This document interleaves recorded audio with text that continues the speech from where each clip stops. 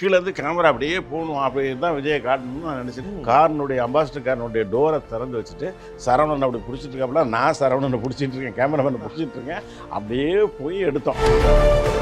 Velamal feels proud to honor the physical education teachers with 5 cars and 15 lakhs. மகா சிவராத்திரி ஈசனுடன் ஓர் இரவு பிப்ரவரி 26 மாலை 6 மணி முதல் ஈஷா யோகா மையம், Kovai. Supreme Mobiles and Supreme Super Apple Days. Get instant discount up to 15,000 on iPhone. முதல்ல வச்ச title வந்து நீ வருவாய் என. ராஜகுமாரன் தான் சொன்னாப்புல, சார் இது என்ன சார் டைட்டில் நீ வருவாய் என்ன சுருங்குது சார். அதுக்கப்புறம் பார்த்தா அவருடைய முதல் படத்துக்கு அந்த நீ வருவாய் என்னன்னு வச்சுட்டாரு. நீங்கள் நல்லா அந்த பாட்டை பார்த்தீங்கன்னா ஒரு 2 வரி முழுமையாகவே இருக்காது, ஒரு வரி இருக்கும். அந்த அதுக்கப்புறம் நான்சிங் ஆயிரும் ஆட்டோமேட்டிக்காக. அதனால அங்கெல்லாம் சங்கீதா க்ளோஸ்அப்பு ஷார்ட் மாற்றிட்டே இருப்பேன். அது வந்து அதுக்காக தான் அந்த மாதிரி பண்ணேன். மனதில் நின்ற காதலியே மனைவியாக வரும்போது சுகம் கூட சுகமாகும், வாழ்க்கை இன்ப வரமாகும் சொல்லி அதுதான் சரியான முடிவாக தோணுச்சு அந்த கதைக்கு. நீ வந்து சேர்ந்திடும் வரையில் இதயத்தில் சுவாசம் நீ வந்து தங்கிய நெஞ்சில் யாருக்கும் இடமே.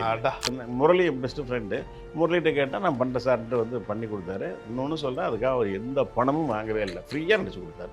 அந்த 2 நாளும் அவர் நடிச்சு கொடுத்ததுக்கு இன்றைக்கும் நான் நன்றி கிடந்தேன். விஜய் இன்ட்ரோவே பார்த்தீங்கன்னா ஒரு கிளைடர் ஃப்ளைட் அப்படி வரும், அப்படி வந்து லேண்ட் ஆகும். ஒரு 7-8 ஃப்ளைட் இருக்கும், அதில் வந்து அந்த ஃப்ளைட் லேண்ட் ஆகும். அதுலேருந்து விஜய் அப்படியே குதிச்சு வர்றாரு. அங்கே வந்து ஒரு சாங் வரும். அந்த சாங் இப்போ கிடையாது, இப்போ இருக்கிற உன்னே நினைத்து படத்தில் அது கிடையாது. அப்புறம் விஜய் இப்போ நான் இப்போ எனக்கு இந்த கிளைமேக்ஸ் அவ்வளோ உடன்பட இல்லை சார், மறுபடியும் பூவே உனக்காக நடிக்கிற மாதிரியே. ஹலோ சார், வணக்கம். வணக்கம்.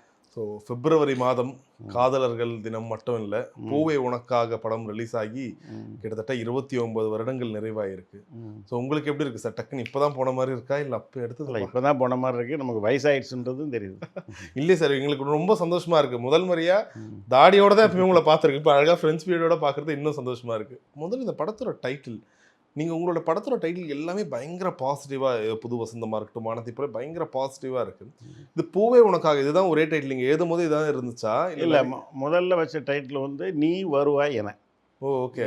அதுக்கப்புறம் இப்போ ராஜகுமாரன் தான் சொன்னாப்புல, சார் இது என்ன சார் டைட்டில் நீ வருவாய் என்ன சுருங்குது சார், நல்லாவே இல்லை சார் அப்படின்னாப்புல. ராஜகுமாரன் இப்போ என் அசிஸ்டண்ட். அப்போ சரி இப்போ அசிஸ்டண்ட்லாம் இப்படி சொல்கிறாங்கன்னு சொல்லுவோம். உடனே பூவே உனக்காக டைட்டில் வச்சேன். அதுக்கப்புறம் பார்த்தா அவருடைய முதல் படத்துக்கு அந்த நீ வருவாயன்னு வச்சுட்டாரு. அதுக்காகவே அவர் அப்படியே சேவ் பண்ணி வச்சிருக்கேன். ஆமாம், நான் எப்பவுமே நான் அசிஸ்டன்ட் டைரக்டராக மணிவண்ணன் சார்ட்ட சான்ஸ் கேட்கும்போதே ஒரு 150-200 டைட்டில் எழுதி வச்சுருந்தேன், காமிச்சேன். அது 2-3 டைட்டில் அவருக்கு ரொம்ப பிடிச்சிருந்தது.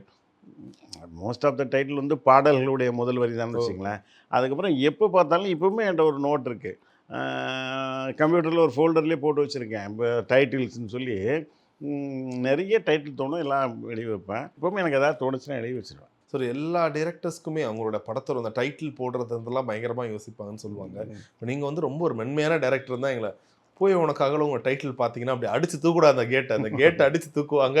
கதை திரைக்கதை வசனம் இயக்கம் விக்ரமன்.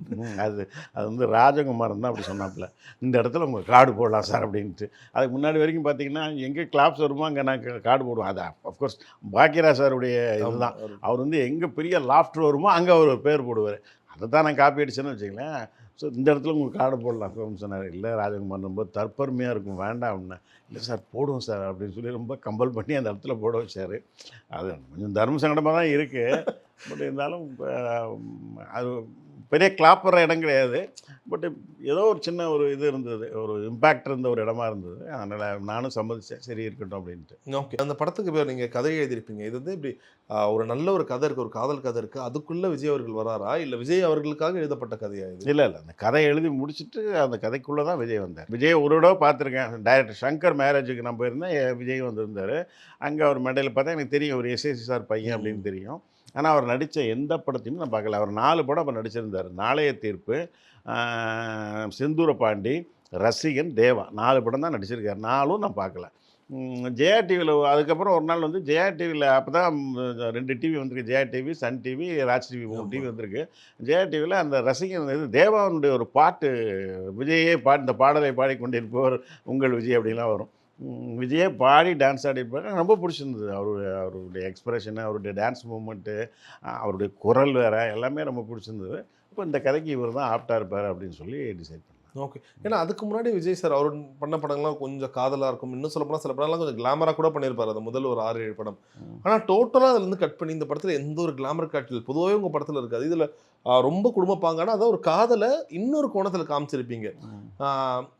என்னை பொறுத்த வரைக்கும் இதுவும் இன்னொரு வகையான ஒரு அலைகள் ஓய்வதில்லை தான் அந்த ஒரு மதத்தை பத்தி சொல்ற ஒரு படத்துல.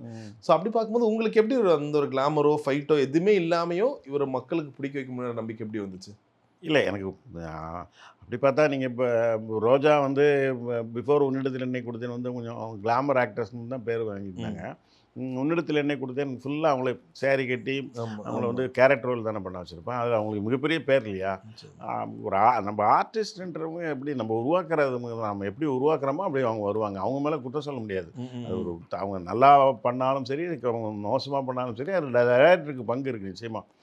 எனக்கு நம்பிக்கை இருந்தது, நிச்சயமாக அந்த கேரக்டரில் நல்லா பண்ணுவார் நம்பிக்கை இருந்தது. அதே மாதிரி அவர் நல்லா பண்ணார். அப்புறம் மெட்ராஸில் வந்து ஓபிஆரி பானிபூரி மெட்ராஸில் மவுண்ட் ரோடில் எடுத்துருப்போம் ஃபர்ஸ்ட். ஜெமினி பிரிட்ஜ் மேலே. ஆமாம், ஜெமினி பிரிட்ஜில் விஜய். அப்போ உண்மையில அவ்வளோ காலியாக இருக்குமா ஜெமினி பிரிட்ஜ்? இல்லை நீங்கள் காலையில் ஒரு 6 மணிக்கு பெர்மிஷன் வாங்கி, அப்போ பெர்மிஷன் இருந்தது 2 hours பெர்மிஷனு. கொஞ்சம் டிராஃபிக் கொஞ்சம் அட்ஜஸ்ட் பண்ணி எல்லாம் இது பண்ணி விஜய் ஜெமினி பிரிட்ஜில் அந்த சென்ட்ரலில் நிற்க வச்சு ஸ்டெடிகம் கேட்டிருந்தேன். ஸ்டெடிகம் கிடைக்கல அன்றைக்கி. ஆனால் கீழே இருந்து கேமரா அப்படியே போகணும், அப்படி தான் விஜயை காட்டணும்னு நான் நினச்சிட்டு இருந்தேன். பார்த்தா ஸ்டெடிகம் இல்லை. என்ன பண்ணிட்டு அப்புறம் சரவணன் என்ன பண்ணாலும் நான் காரில் வச்சு எடுத்துக்கலாம் சார் சொல்லி காரினுடைய அம்பாசிடர் காரனுடைய டோரை திறந்து வச்சுட்டு சரவணன் அப்படி பிடிச்சிட்டு இருக்காப்புல, நான் சரவணனை பிடிச்சிட்டு இருக்கேன், கேமராமேனை பிடிச்சிட்டு இருக்கேன். அப்படியே போய் எடுத்தோம் அந்த ஷாட்டு. அது நல்லா வந்தது. அந்த பாட்டில் பயங்கர ஸ்டைலாக காமிச்சிருப்பீங்க. முடியெல்லாம் அப்படியே எண்ணெய் ஒரு மாதிரி தண்ணி ஜெல் போட்டு வாரி வித்தியாசமான ட்ரெஸ்ஸில். அதில் இன்னொரு கேள்வி என்னன்னா, படம் முழுக்க பழனி பாரதி எழுதியிருக்காரு. அந்த ஒரு பாட்டு மட்டும் ஏன் வாலி சார் எழுதி வச்சிங்க? எனக்கு என்னமோ அது இப்போ வாலி சார் அதுக்கு கரெக்டாக இருப்பார்னு எனக்கு தோணுச்சு. ஏன்னா அதுக்கு முன்னாடியே நிறைய சிக்கு புக்கு எல்லாம் எழுதி ரொம்ப பாப்புலர் இல்லையா அப்படின்னு. நல்லா சினிமாவுக்கு வரதுக்கு முன்னாடியே, நம்ம பிறக்கிறதுக்கு முன்னாடியே வாலி சார் ரொம்ப பாப்புலர். அவரோட ரொம்ப ஃப்ளெக்சிபிளாக இருப்பார் வாலி சார். நம்ம என்ன சொன்னாலும் அதை டக்குன்னு மாற்றி எழுதி கொடுப்பார். அந்த ஸ்பாட் எழுதி கொடுப்பார், மாற்றி எழுதி கொடுப்பார். அவர்கிட்ட டியூன் கொடுத்தோம், அவர் இப்போ எழுதினார். 2 நாளே கொடுத்தாரு. பார்த்தோன்னே பிடிச்சிச்சு. சில்வஸ்டர் ஸ்டாலோன் போல் அப்பங்காரம் கூட வந்து தகுமா அப்படிங்கும்போது ஒப்பியாரி பானிபூரி அந்த பம்பாய்க்காரி நீதான் நகுமா பீக்கில் இருக்காங்க. ஸோ அதெல்லாம் பார்க்கும்போது எனக்கு ரொம்ப பிடிச்சிருந்தது. ஸோ நல்லா எடுத்து அது மட்டும் நான் ஒரு 4 நாள் எடுத்தோம். சூப்பர். ஸோ இந்த படத்தில் எல்லா பாடலும் ரொம்ப ஹிட்டு. மிஸ்டர் விக்ரமன் அவர்களுக்கு ரொம்ப பிடிச்ச பாடல்லாம் என்ன போய் ஆனந்தம். சரி, அந்த ஒரு பாடல் அது ஃபீமேல் வெர்ஷன் வரும், திரும்ப மேல் வெர்ஷன் வரும், கிளைமாக்ஸில் இன்னும் ஒரு பெரிய பாதிப்போட வரும். அது எப்படி சார்? ரொம்ப சில படங்களில் தான் ஜோடி படத்துல இந்த மாதிரி ஒரே பாடலை 3 இடத்துல யூஸ் பண்ணியிருப்பாங்க. ஸோ அப்படி பார்க்கும்போது எதனால் அந்த ஒரு பாடல் மேலே, ஏன்னா அந்த ஒரு பெரிய நம்பிக்கை வேணும், இந்த பாட்டை 3 வாட்டி படத்தில் வந்தாலும் மக்கள் கேட்பாங்கன்னு. அது என்னுடைய பெரும்பாலான படத்தில் அது மாதிரி ரிப்பீட் வரும். ஒரு புது பாட்டை வைக்கிறது போல ஏற்கனவே ஜனங்களுக்கு தெரிஞ்சு ஒரு பாட்டு வச்சா நமக்கு ப்ளஸ்ஸு. அந்த பாட்டும் ஹீட் ஆகும், அந்த சீனும் ஒர்க் அவுட் ஆகும்ன்றதுல தான். அது ஹிந்தி ஃபார்முலா, ஹிந்தி படங்களில் தான் அந்த ஃபார்முலா இருக்கும். முந்தி நான் சொல்கிறது 70s வந்த ஹிந்தி படங்களுக்கு. ஸோ அதை நான் ஃபாலோ பண்ணுறேன், அவ்வளோதான். ஓகே. அந்த 3 வருஷத்துல உங்களுக்கு பிடிச்ச விஷயம் மேல், ஃபீமேல் அண்ட் லாஸ்ட் சொன்னேன் நான், உன்னிகிருஷ்ணன் பாடின அந்த ஆனந்தம் படம் அந்த கல்யாணத்தில் வரும். அது விஜயோடைய பெர்ஃபார்மன்ஸ் ரொம்ப நல்லாயிருக்கும். நம்மளே அந்த கேரக்டரோட ஒரு ரிலேட் பண்ணிக்குவோம்ல, நாம தான் அந்த கேரக்டர்ன்ற மாதிரி. அது ரொம்ப பிடிச்சிருந்தது. அதில் இன்னொன்று சொல்லணும் என்னென்னா, அந்த 2 ஆனந்தமும் எடுக்கும்போது நாகரானு சவுண்டு அதில் தான் சவுண்டு போட்டு நம்ம சாங் எடுப்போம். அப்போ தான் கரெக்டாக சிங்க் ஆகும். ஓகேங்களா? இது காலகாலமாக இருந்துட்டு வர டெக்னிக். சினிமா டாக்கி ஆரம்பிச்சிலேருந்து சினிமாவில் இருக்கிறது. அதில் என்ன ஆச்சுன்னா, அந்த 2 சாங்குமே நான் சிங் ஆகிடுச்சு. எடுத்து அப்போல்லாம் மானிட்டர் கிடையாது இல்லையா, நமக்கு தெரியாது. எடுத்து ரஷ் போட்டு பிரிண்ட் எடுத்து சிங் பண்ணி பார்க்கும்போது 2மே நான் சிங். நான் என்னென்னா எப்போதுமே பாட்டு எடுக்கும்போது நிறைய க்ளோஸ்அப்ஸ் எடுத்து வச்சுக்குவேன். முதல்ல 5 அரவிந்த் பாடும்போதும் விஜய் சார்லி ஷார்ட்ஸ் நிறைய எடுத்து வச்சுக்கிட்டேன். அதே மாதிரி பின்னாடி விஜய் கல்யாண மண்டபத்தில் பாடும்போது சங்கீதா ஷார்ட்டு, 5 அரவிந்த் பால், அந்த பிரைட் குரூமு பிரைடு இவங்க ஷார்ட்ஸ்லாம் ஃபுல்லாக எடுத்து வச்சுட்டேன். அதனால் ஃபுல்லாக டான்ஸிங். தென்பொதிகை சந்தன காற்று. நீங்கள் நல்லா அந்த பாட்டை பார்த்தீங்கன்னா ஒரு 2 வரி முழுமையாகவே இருக்காது, ஒரு வரி இருக்கும். அந்த அதுக்கப்புறம் நான்சிங் ஆயிரும் ஆட்டோமேட்டிக்காக. அதனால் அங்கெல்லாம் சங்கீதா க்ளோஸ்அப்பு ஷார்ட் மாற்றிக்கிட்டே இருப்பேன். அது வந்து அதுக்காக தான் அந்த மாதிரி பண்ணேன். ஒரு விஷயம் கேள்விப்பட்டேன், அந்த டைமில் வந்து உங்ககிட்ட ப்ரொடியூசர்ஸ் நிறைய பேர் இல்லை, அம்மாப் கேக் ஒன் படம் வந்து பயங்கர ஹிட்டு. இந்த படத்தையும் அதே மாதிரி ஒரு மாதிரி ஜாலியாக ஆரம்பித்து ஜாலியாக முடியணும், ஒரு பாசிட்டிவ் கிளைமேக்ஸ் ஒன்று. இருந்தாலும் நீங்கள் விடாப்படியாக இருந்ததுக்கு நிறைய காரணங்கள் இருந்துருக்கலாம். உங்களுடைய மற்ற படங்கள் எதுவுமே வந்து ஈவன் புது வசந்தம் கூட நினச்சதா ரொம்ப ட்ராஜடியாக கூட முடிச்சிருக்கலாம். ஆனால் நீங்கள் பயங்கர பாசிட்டிவாக அந்த படத்தை முடிச்சிருப்பீங்க.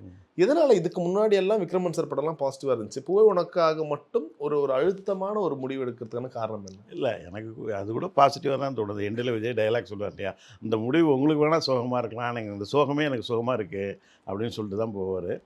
மனதில் நின்ற காதலியே மனைவியாக வரும்போது சுகம் கூட சுகமாகும் வாழ்க்கை இன்ப வரமாகும் சொல்லி அப்படி போட்டு தான் முடிப்பும் படுத்தேன்.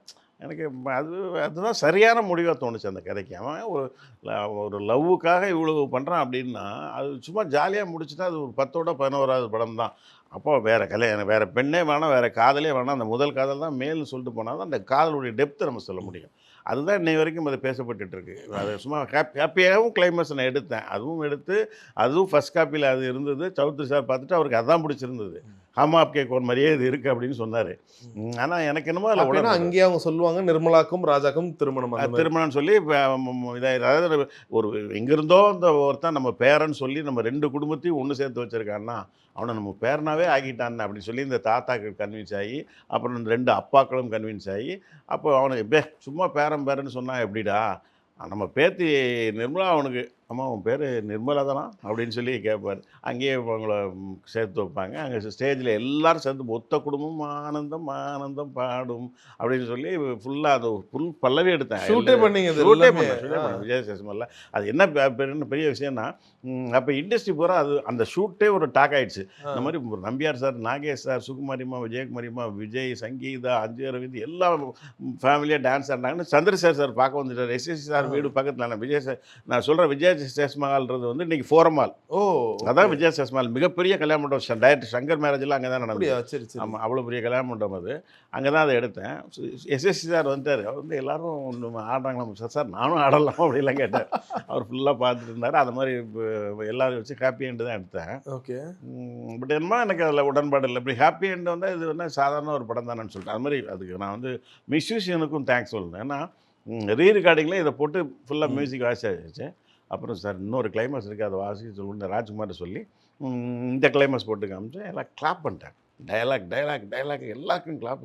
இவ்வளோ எக்ஸ்ட்ரானரியாக ஒரு கிளைமேக்ஸ் இருக்குது, நீ அது ஒரு கமர்ஷியலாக மசாலா கிளைமேக்ஸ் மாதிரி தான் சார் இருக்குது, இதுதான் சார் சூப்பர் அப்படின்னு சொன்னாங்க. ஸோ அதுக்கும் மியூசிக் வாசித்து ரெடி பண்ணி அப்புறம் சௌத்ரி சாருக்கு பிடிக்கல, பட் அவரை கன்வின்ஸ் பண்ணி அது ஓகே ஆச்சு. ஓகே. அது ஒரு பெரிய விஷயம். ஏன்னா நிறைய பேர் இந்த ஒரு கிளைமேக்ஸ் ஹார்ட் கிளைமேக்ஸ்னும் போது ரிப்பீட் ஆடியன்ஸோட வேல்யூ யோசிப்பாங்க. திரும்ப வருவாங்களா, சோகமாக முடிஞ்சு போகிறோம். நீங்கள் எப்படி உறுதியாக இருந்தீங்க இதை பார்க்கவும் ரிப்பீட் ஆடியன்ஸ் வருவாங்க? 270 நாள் ஒரு படம் ஓடுதுன்னா ரிப்பீட் ஆடியன்ஸ் வராமல் ஓடுமா? ஆமாம், எல்லாருக்குமே ஒரு முதல் காதல் இருந்திருக்கும். சில பேருக்கு சைல்டுஹுட்டில் இப்போ ஆட்டோகிராஃப் மாதிரி பல படங்கள் நம்ம 96 மாதிரி சைல்டுஹுட்டில் ஸ்கூலில் படிக்கும்போது இந்த மாதிரிலாம் இருந்திருக்கும். அவங்களுக்கு வேறு கல்யாணம் ஆகி குழந்தை குட்டிலாம் வந்து பசங்களுக்கு கல்யாணம் ஆனாலும் கூட அந்த முதல் காலம் அவங்களுக்கு ஞாபகப்படுத்திக்கிட்டே தான் இருக்கும். கலைஞர் வந்து முதலமைச்சராக இருக்கும்போது அவர் அந்த முதல் காதலை பற்றி அவரே ஒரு பேட்டி கொடுத்துருக்காரு. அது நான் பத்திரமா வச்சுருக்கேன். ஏன்னா அதை வச்சு ஒரு கிளைமாஸ் பண்ணி வச்சுருந்தேன். சரி. அதனால் யாராலையும் முதல் காதல் மறக்க முடியாது. அதை தான் அந்த படத்தில் நான் யூஸ் பண்ணியிருந்தேன். அது நிறைய பேருக்கு ரிலேட் பண்ணிச்சு. ஓகே. இன்ஃபேக்ட் அந்த வார்த்தைகள், நீ வந்து சேர்ந்திடும் வரையில் இதயத்தில் சுவாசம் நீ வந்து தங்கிய நெஞ்சில் யாருக்கும் இடமே. ஓகே. ஸோ அப்படி பார்க்கும்போது இன்னொரு பக்கம் பாருங்களேன், இவங்க 2 பேருமே லவ் பண்ணியிருக்காங்க. ஏதோ ஒரு வகையில் பிரிகிறாங்கன்னா அந்த பொண்ணை நினச்சிட்டே அவன் வாழ இடத்துல ஒரு நியாயம் இருக்குது. ஆனால் அந்த பொண்ணுக்கு இவன் லவ் பண்ணதே தெரியாது. தெரியாமல் அந்த பொண்ணு மேலே அப்படி என்ன ஒரு காதல். ஓரளவு அந்த ராஜான்ற கதாபாத்திரம் ஒரு 60 வயசு 70 வயசு வாழ்றானா, கல்யாணம் பண்ணாமையா இருந்திருப்பான், அந்த பொண்ணை மறக்காம இருந்திருப்பானா, இல்லை இன்னொரு கல்யாணம் பண்ணியிருக்க மாட்டான்ற ஒரு கேள்வி இருந்திருக்கும்ல.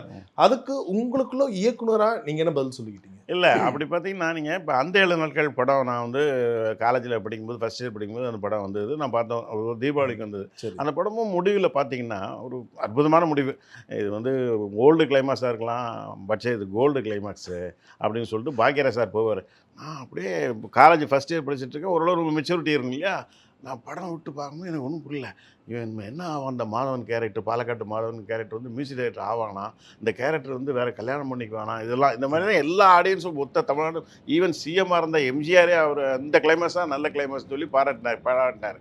ஸோ அந்த மாதிரி மொத்த தமிழ்நாடுமே அந்த படத்தை கொண்டாடினாங்க. அந்த 7 நாட்கள் இன்னை வரைக்கும் பெஸ்ட்டு ஸ்க்ரீன் பிளேக்கு ஒரு உதாரணம் அந்த படம். ஸோ அதுதான் எனக்கு நானே திரும்ப பார்த்துருக்கேன். அப்போ இந்த படத்தையும் திரும்ப பார்ப்பாங்க. இது வந்து எல்லாருக்கும் இது ரிலேட் பண்ணும் அப்படின்ட்டு கான்ஃபிடென்ட் இருந்தது. ஸோ இப்போ உங்கள் வீட்லேயே நிறைய 125 days 150 270 வரைக்கும் பார்க்க முடிஞ்சுது. அது எந்த அளவுக்கு, ஏன்னா உங்களுக்கு அதுக்கு முன்னாடி இருந்த படங்களும் நல்ல கோகுலம் அதெல்லாம் பெரிய ஹிட் படங்கள் தான்.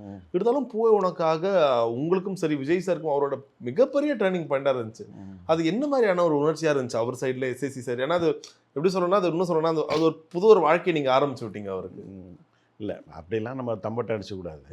எல்லாட்டாலும் விஜய் வந்து வேறு பெருசாக வந்திருப்பார், பெரிய ஹீரோவாக இருப்பார். அவருக்கு எல்லா திறமையும் இருக்குது. எனக்கு அந்த வெற்றி அப்போ பெருசாக கொண்டாட முடியல. என்னன்னு கேட்டிங்கன்னா, எனக்கு அப்போ மலேரியா ஃபீவர் வந்துடுச்சு. நான் என் பையன் வந்து ஒரு 4 மாத குழந்தை, 4, 5 மாத குழந்தை அவன். சரி. அவன் சின்ன பையன். என் ஒய்ஃபுக்கும் ஃபீவர் வந்துடுச்சு. 2 பேரும் ஒரு ஃப்ளாட்டில் தான் இருந்தோம். அப்போது 2 பேரும் ஃபீவர் கிட்டத்தட்ட ஒரு 15, 20 நாள் ரொம்ப சஃபர் பண்ணோம். பார்த்துக்கிறதுக்கே ஆள் இல்லாமல் ரொம்ப கஷ்டப்பட்டோம். அப்புறம் இப்போ சரியாயிடுச்சுன்னு வச்சுங்களேன். அதுக்குள்ளே படமும் ஹிட் ஆகிடுச்சு நமக்கு. அப்போ செல்ஃபோன்லாம் கிடையாது. இல்லை, செல்ஃபோன் இருந்து என்கிட்ட இல்லை. சரி, லேண்ட்லைன் ஃபோன் தான். அதில் ரிப்போர்ட் வந்துக்கிட்டே இருக்கும். படம் நல்லா இருக்குது சார், நல்லா இருக்குன்னு சொல்லி சொன்னாங்க.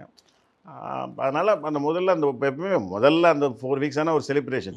அந்த செலிப்ரேஷன் நம்ம ஹெல்த் இஷ்யூனால பெருசாக என்ஜாய் பண்ண முடியல. பட் அப்பவும் ஃபோன்லாம் அட்டன் பண்ணோம், எல்லோரும் இது பண்ணுவாங்க. அந்த மாதிரிலாம் இருந்தது. தெரியும் இந்த படம் சக்ஸஸ்ன்ட்டு. அது போய் இப்போ பெருசாக பார்க்க முடியல. Okay, okay. ஸோ பூவே உனக்காவோட ப்ரீ கிளைமேக்ஸ் பற்றி பேசணும்னு ஆசைப்படுறேன்.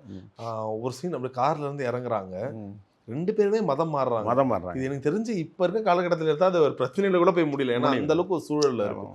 அது வந்து ரொம்ப ஒரு ஸ்ட்ராங்கான ஒரு ரைட்டிங், ரொம்ப ஒரு வைராக்கியமான ரைட்டிங்காக பார்க்குறேன். நீங்கள் எப்படி அதை எழுதும் போதே இது பண்ணால் ஆடியன்ஸ் ஒத்துப்பாங்க? ஏன்னா ரொம்ப உண்மையிலே மதத்து மேலே நம்பிக்கை இருக்கவங்க, அது மேலே இருக்கவங்க இதுக்கு ஆப்போசிட்டாக போக நிறைய வாய்ப்பு இருக்குது. நீங்கள் எப்படி அதை அவ்வளோ ஸ்ட்ராங்காக நம்புனீங்க? இல்லை, நீங்கள் இதில் பூவே உனக்கால மட்டுமே இல்லை, நீங்கள் என்னுடைய முதல் படமான புது வசந்தம் பார்த்தீங்கன்னா, இவங்க முதல்ல இந்த சித்தாரா அந்த 4 ஒரு சேரட்டு, அதில் ஃபுல்லாக அந்த கிறிஸ்டின் வெட்டிங் ட்ரெஸ், இவங்க 4 பேரும் அந்த கோட் ஷூட்டில் இருப்பாங்க. அவங்க ஏஞ்சல் ட்ரெஸ்ஸில் இருப்பாங்க.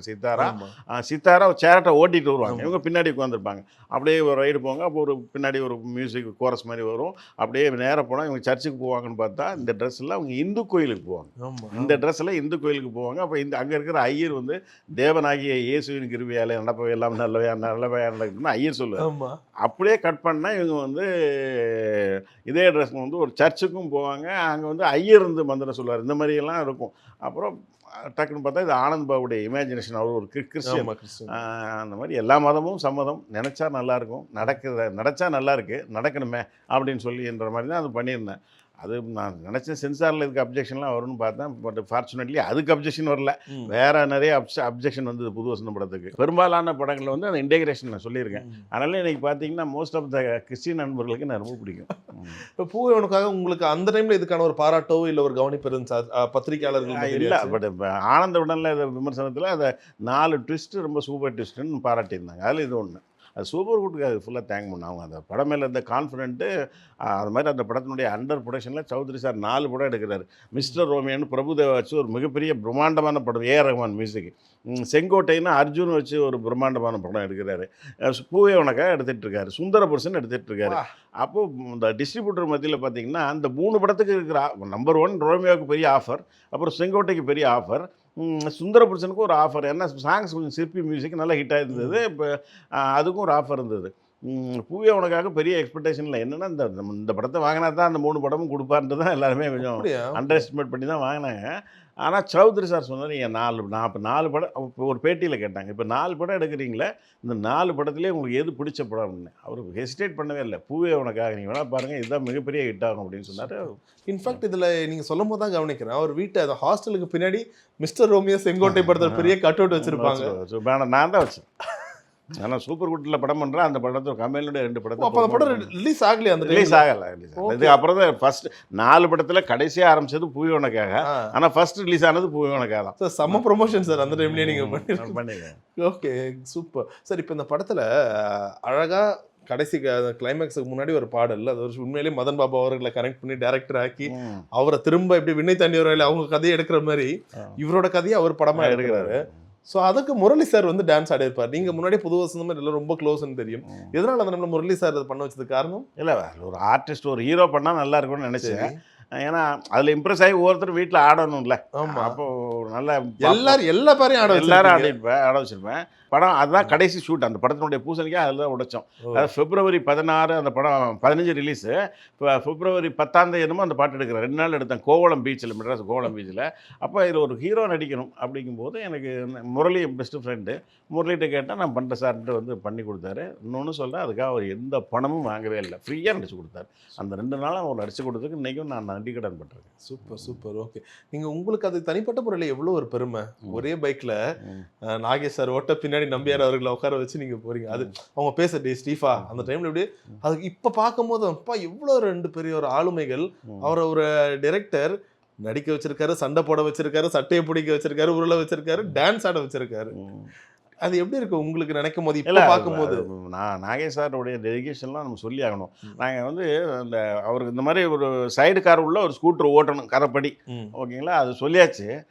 நான் ஸ்கூட்டர்லாம் ஓட்டி ரொம்ப வருஷம் ஆச்சு அப்படின்னாரு. இல்லை சார் அது கதைப்படி பண்ணணும் சொல்லுங்கள், இல்லைன்னா நான் வேறு ஏதாவது டூப் வச்சு ஒரு மாதிரி லாங் ஷார்ட்டாக எடுத்துகிட்டு உங்களை வச்சு நான் மேனேஜ் பண்ணிக்கிட்டுமான்னு.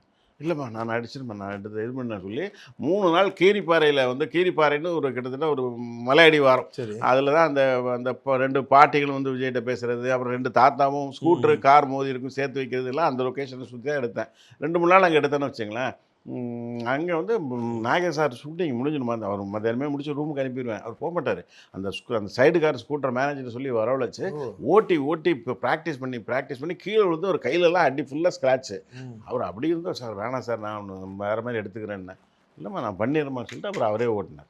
அந்த அர்ப்பணிப்புலாம் அந்த வயசில் அவர் எனக்கு தெரிஞ்சு அந்த படம் நடிக்கும் போது ஒரு 70 இயர்ஸ் இருக்கலாம். பட் அந்த டெடிகேஷன்லாம் வேறு பார்க்க முடியாது. அந்த மாதிரி ஒரு அற்புதமான நடிகர் நாகேஷ் சார். ரொம்ப க்யூட்டாக இருக்கும். ஒரு சீனில் அவர் ஓடி வர்றாரு, என்னத்தை தான் ஓடி வரீங்க, நானாக ஓடி வரல, நாய் துரத்துச்சு, எங்கே நாய் காணும், நன்றி கிட்ட நாய் ஓடிடுச்சு. அந்த சீனுடைய கண்டினியூஷன் இருக்குன்னும் அதை தூக்கிட்டேன் ஃபுட்டேஜில். அது வந்து இப்போ அந்த கண்டினியூஷன் எடுக்கும்போது கொஞ்சம் 2-3 டேக் வாங்கிச்சு. நான் கொஞ்சம் வேறு மாதிரிலாம் பண்ண சொன்னேன். அப்புறம் பண்ணி ஓகே பண்ணிட்டேன், நல்லா பண்ணார், ஓகே பண்ணிட்டேன். நைட்டு 12 மணிக்கு நான் நேற்று கூட ஒரு பேட்டியில் சொல்லியிருக்கேன், 12 மணிக்கு தான் நான் வந்து ரூமுக்கு வந்தவங்க குளிச்சுட்டு சாப்பிட உட்காந்துருக்கேன். அப்புறம் ரூம் கதவு தட்டுறாங்க, யாருன்னு பார்த்தா நாகேஷ் சார் என் ரூமுக்கு எதிர் ரூமு நாகர்கோயிலில். அப்போது அவர் வந்து இன்றைக்கி எடுத்தது எப்படிமா இருந்தது, என்ன சட்டை போடாமல் லுங்கி கட்டிட்டு அப்படி வர ஒரு டவல்ஸ் போத்திட்டு, நல்லா இருந்தது சார், பிரமாதம் பண்ணீங்க அப்படின்னேன். இல்லைம்மா உனக்கு பிடிக்கல, எனக்கு உன் முக எக்ஸ்பிரஷன்லேயே எனக்கு தெரிஞ்சு போச்சு, அது நாளைக்கு ரீஷூட் பண்ணிடலாமா ப்ளீஸ்மா ரொம்ப கெஞ்சுறாரு. சார் பிரமாதமாக இருக்குது சார், நீங்கள் டப்பிங்கில் பாருங்கள் சார், நல்லா இல்லைன்னா நான் பொறுப்பு சார், நான் மறுபடியும் ரீஷூட் பண்ணுறேன் சார், இதே லொக்கேஷன் வந்து ரீஷூட் பண்ணுறேன் சார், நல்லா இருந்ததுன்னு. அவர் கன்வின்ஸே ஆகலை. அவருக்கு என்னென்னா டைரக்டருக்கு அது பிடிக்கிற மாதிரி நம்ம பண்ணலான்ற மாதிரி தோணுச்சு. அந்த மாதிரி ஒரு சின்சியாரிட்டி உள்ள ஒரு ஆர்டிஸ்ட்டு. பட் நான் அப்புறம் டப்பிங்கில் அவருக்கு போட்டு டப் பண்ணிட்டு அவர் தூக்கிட்டேன், ஃபுட்டேஜில் தூக்கிட்டேன். அது நாகேஷ் சார் நடிப்பு பிரமாதமாக இருந்தது, எனக்கு படத்தினுடைய ஃபுட்டேஜ் ஜாஸ்தியாக இருந்ததுனால அதை தூக்கிட்டேன். ஓகே. ஈவன் மீசி முருகேசன் அவரை நீங்கள் பண்ணது ஏதோ ஒரு வகையில் அது ஒரு பழைய படத்தில் வைதகி காத்திருந்தார், விஜயகாந்த் சாரோட சட்டையர் தானே அது? விஜயகாந்த் சட்டையர் இல்லை, அந்த மாதிரி ஒரு கதாபாத்திரம் சீக்வன்ஸை நம்ம ராத்திரி 8 மணி ஆனால் வெள்ளச்சாமி பண்ணா ஊரே கேட்கும், இங்கே வெள்ளையங்கிரி பண்ணா ஊரே ஓடிடும். அந்த காரணம் அதனால தான் பேரும் அந்த மாதிரி வெள்ளச்சாமி வெள்ளையங்கிரி வச்சு ரொம்ப அழகாக அவரும் அந்த எப்படி அவரை சம்மதிக்க வச்சுங்க, அந்த ஒரு வேப்பிலை கட்டி நடக்கிறது, அவங்கள கூட சேர்ந்து ஆடுறது, அது அதனுடைய கண்டினியூஷன். அதுவும் அதனுடைய கண்டினியூஷன் ஃபுல்லாக ஷூட் பண்ணேன். அந்த அந்த இதோட இலையாடையோட அவங்க ஃபாரஸ்ட் அந்த ரப்பர் தோட்டத்துக்குள்ளே நடந்து வருது. இதை பார்த்தா சங்கீதம் என்ன பண்ணுவாங்கன்னா, அப்போ ஒரு ஆட்டு கூட்டம் வரும், அந்த ஆட்டு கூட்டத்தெல்லாம் பற்றி விட்டுருவாங்க, ஆடு போய் இந்த இலையை கடிக்க ஆரம்பிச்சிடும். இப்போ கீழே போகணும் ட்ரெஸ் கிடையாது, இலையை கடிக்க ஆரம்பிச்சா என்ன, ஒவ்வொருத்தரும் எழுஞ்சி இதாகி சங்கீதம் விழுந்து சிரிச்சு அப்படி தான் அது முடியும். அப்புறம் அது ஃபுட்டேஜ் ஆசின்ட்டு அதை தூக்கிட்டேன் நான். ஓகே பயங்கரமான தண்ணீர் சுடுவதில் நீ போயிருப்ப கம்முனரியா. ஆனால் அந்த மீசி முருகேஷ் கேரக்டருக்கு ஃபஸ்ட்டு தியாகு தான் நடிக்கிற மாதிரி இருந்தது. நடிகர் தியாகும் அவர் டேட் ஏதோ கிளாஷ் ஆச்சு, அதனால நடிக்க முடியல. ஃபேண்டாஸ்டிக் பயங்கரமாக பண்ணியிருப்பாரு சார் அது. ஸோ உங்களுக்கு எப்படி இருக்குது இப்போ போய் உனக்காக பார்க்கும்போது? வெரி சேட்லி நிறைய பேர் இப்போ நம்ம கூட இல்லை அந்த படத்தில் நடித்தவங்க, நிறைய பேர் சொல்லுவோம். இப்போ பார்க்கும்போது தான் திரும்ப இந்த இன்டர்வியூக்காக ரீவிசிட் பண்ணும்போது சார் இவங்க இல்லை எல்லாம் நமக்கு. உங்களுக்கு அது எப்படி இருக்குது இப்போ படத்தை பார்க்கும்போது? ரொம்ப இப்போ என் படத்தில் நடித்த இப்போ முரளி புது வசந்தம் பார்க்கும்போது, முரளி இப்போ அந்த புது வசந்தம் பார்க்குறதே தவிர்த்துட்டேன். ஏன்னா முரளி வரும்போது நம்மளால் பார்க்க முடியாது. அது மாதிரி இப்போ வானத்தப்படியும் கேப்டன் இல்லைன்றது மிகப்பெரிய ஒரு இழப்பு. அது மாதிரி அது எல்லாருக்கும் இருக்கும், எனக்குன்னு இல்லை, எல்லா டைரக்டர்ஸுக்கும் இருக்கும். அவங்க கூட ஒரு பண்ண ஒருத்தர் கேமராமேனோ ஒரு டைரக்டரோ ஒரு ஆர்டிஸ்ட்டோ இல்லைன்னா அது தாங்க முடியாது. மலேசியா நம்ம நல்ல நண்பர்களை இழக்கிற மாதிரி, நம்ம குடும்பத்தில் ஒரு உறுப்பினர்களை இழக்கிற மாதிரி தானே அது. அந்த மாதிரி தான் அதெல்லாம். உணக்கார சொன்ன ஒரு விஷயத்தில் எனக்கு 100% உடன்பாடு இருக்குது. என்னதான் ஒருத்தர் 2-3 கல்யாணம் பண்ணாலும் 100 வயசு ஆனாலும் எங்கே ஒரு முதல் காதலை வந்து நிச்சயமாக ஞாபகப்படுத்திட்டு இருக்கணும் தான். அது இப்போ கூட நீங்கள் 96 பார்த்தீங்கன்னா அவருடைய சைல்டுஹுட் அந்த லவரை நினச்சி அவங்க பின்னாடி அவங்க 2 பேரும் அந்த காலேஜ் ரீயூனியனில் சேர்ந்து அவங்க ஒரு நைட் ஃபுல்லாக அவங்க எப்படி இருக்காங்கன்றது இப்போ உள்ள இளைய தலைமுறைகளுக்கு எல்லாருக்கும் பிடிச்சிருந்தது, கொண்டாடினாங்க அந்த படத்தை இல்லையா. ரொம்ப யதார்த்தமாக இருந்தது. அது வந்து எப்போதுமே அது இருக்கும், யாராலையும் அதை மறக்கவே முடியாது. எத்தனை நீ லவ் பண்ணி எத்தனை பேர் கல்யாணம் பண்ணாலும் உன்னுடைய முதல் காதல் மட்டும் யாராலையும் மறக்க முடியாது. Fantastic sir. ஸோ உங்களுக்கு எப்படி இருந்துச்சு? திரும்ப உன்னை நினைத்து விஜய் சார் வச்சு ஆரம்பிச்சிங்க, அது சில விஷயங்களால் அது இதுவாச்சு. பட் இருந்தாலும் அது ஒரு சுமூகமான ஒரு பிரிதலை தான் இருந்துச்சு, இந்த இது செட் ஆகாதுன்னு. உங்களுக்கு திரும்ப விஜய் சார் வச்சு உன்னை நினைத்து எடுக்கணுன்ற எண்ணம் வந்தது எதுனா? இல்லை உன்னை அந்த படத்தை அந்த கதையவா அது வந்து ஆக்சுவலாக விஜய் ரொம்ப ஆசைப்பட்டார் மறுபடியும் என் கூட படம் பண்ணணும்னு சொல்லி. லட்சுமி மேக்கர்ஸ்லேயும் இப்போ விஜய் கொஞ்சம் பீக்கு போனார். 3 படம் கண்டினியூஸாக ஒரு ஹிட்டு. சார் விஜய் நீங்கள் இருந்தால் தான் சார் எங்களுக்கு பெரிய பிஸ்னஸ் பண்ண முடியும் அப்படின்னு சொன்னார். சரின்னு சொல்லி தான் நான் நம்ம விஜய்க்காக பண்ணேன். அப்போ எனக்கு பர்சனலாக கொஞ்சம் ப்ராப்ளம் வந்து எங்கள் அம்மா இறந்துட்டாங்க, அந்த மாதிரிலாம் சிக்கல் இருந்தது. அதனால ஒரு 6 மாதம் நல்லா ஸ்கிரிப்டே பண்ண முடியல. அதுக்கப்புறம் தான் ஃபுல்லாக ஸ்கிரிப்ட் பண்ணி எல்லாம் ரெடி பண்ணி சொல்லும்போது அவருக்கு விஜய் முதல்ல கொஞ்சம் ஒரு சின்ன இதில் இருந்தார். அப்புறம் நடித்தார். இப்போ 2 பாட்டு எடுத்தோம், ஷூட் பண்ணோம். ஒரு ராமோஜிராவ் ஃபிலிம் சிட்டி ஹைதராபாத்தில் ஒரு சாங்கு. அது நல்லாவே இருக்கும் அந்த சாங். அந்த ஃபுட்டேஜ் எங்கே இருக்குன்னே தெரியல. அது இப்போ போட்டால் யூடியூப்பில் குழந்தை எடுக்கும். விஜய் இன்ட்ரோவே பார்த்தீங்கன்னா ஒரு கிளைடர் ஃப்ளைட் அப்படி வரும். அப்படி வந்து லேண்ட் ஆகும். ஒரு 7-8 ஃப்ளைட் இருக்கும். அதில் வந்து அந்த ஃப்ளைட் லேண்ட் ஆகும். அதுலேருந்து விஜய் அப்படியே குதிச்சு வர்றாரு. அங்கே வந்து ஒரு சாங் வரும். அந்த சாங் இப்போ கிடையாது. இப்போ இருக்கிற உன்னை நினைத்து படத்தில் அது கிடையாது. அப்படியே நிறைய நல்லாவே எடுத்திருந்தேன் அந்த பாட்டை. இப்போ ராமோஜிராவ் ஃபிலிம் சிட்டியில் வேரியஸ் லொக்கேஷனில். அப்புறம் உன்னை நினைத்து இது மூணாறில் வந்து நினை தாலாட்டும் பாட்டு எடுத்தேன். அது ஃபுட்டேஜ் எங்கே இருக்குன்னு தெரியல. ஸோ அப்புறம் விஜய் இப்போ நான் இப்போ எனக்கு இந்த கிளைமேக்ஸ் அவ்வளோவா உடன்பட இல்லை சார், இது மறுபடியும் பூவே உனக்காக நடிக்கிற மாதிரியே இருக்குது அப்படின்லாம் சொல்லி இது பண்ணார். நான் ஸ்போர்ட்டிவாக தான் எடுத்துக்கிட்டேன். அப்படி பார்த்தா நீங்கள் முரளி தான் நான் பேசுகிற நினைப்பாவில் ஃபஸ்ட்டு நடிக்கிற மாதிரி இருந்தது. பூஜையும் போட்டோம். முரளியை வச்சு தான் விளம்பரம் பண்ணி பூஜை போட்டோம். அப்புறம் ஷூட்டிங் போகிறதுக்கு 4 நாளைக்கு முன்னாடி பாஸ் எனக்கு இது செகண்ட் ஹாஃப் அவ்வளோவா இன்வால்மெண்ட் இல்லை பாஸ், பிடிக்கல அப்படின்னாரு. நோ ப்ராப்ளம் அப்படின்னு சொல்லிட்டு நம்ம ஃப்ரெண்ட்ஸாகவே பிரிஞ்சிடும்னு சொல்லிட்டு தான் ஆனந்த் பாபு கூட சொல்லிட்டு நான் ராகவேந்திர சாமி மந்திராலயம் போயிட்டேன். ஆனந்த் பாபு கன்ஃபார்ம் பண்ணுங்க, அவர் நடிப்பார் எனக்கா அப்படின்னு சொல்லிட்டு போயிட்டு ஆனந்த் பாபு அது மாதிரி கதையே படம் நல்ல ஹிட் ஆச்சு, பெரிய ஹிட் அது படம். ஸோ அப்போ அது மாதிரி எனக்கு இப்போ 2-3 படங்கள்னா அந்த அனுபவங்கள் இருக்குது.